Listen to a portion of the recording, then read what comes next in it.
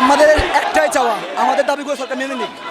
আমরা আপনার জানেন শান্তিপূর্ণভাবে আন্দোলন শুরু করেছিলাম, কিন্তু সরকার আমাদের দাবিগুলো প্রথম দিকে বিভিন্ন তালবাহানা করে মেনে নিচ্ছে না, এরকমই করতেছে। এরপরে আমাদের উপরে যে স্টিম রোলার, যে হত্যাযজ্ঞ চালাইছে, গণহত্যা চালাইছে, এর বলার ভাষা নেই। আমাদের শত শত ভাই মারা গেছে সেখানে। এরপরে আপনার জানেন আমরা 9 দফা দিয়েছি। এরপরে কি পরিমাণে নাটক করেছে, আমাদের সমন্বয়কদেরকে তুলে নিয়ে গিয়ে সেখানে তারা একটা বিবৃতি দেওয়া হয়েছে, যে বিবৃতি সকল ছাত্র সমাজ প্রত্যাখ্যান করেছে। আমরা আমাদের দাবি আদায় যতক্ষণ পর্যন্ত না হবে, যতক্ষণ পর্যন্ত আমাদের 9 দফা দাবি আদায় না হবে, ততক্ষণ পর্যন্ত মাঠে থাকবো ইনশাল্লাহ। আজকে আমরা পেশাজীবী, এখানে আইনজীবী ভাইরা এখানে এসেছেন, তাদেরকে আমরা আন্তরিকভাবে ধন্যবাদ জানাচ্ছি।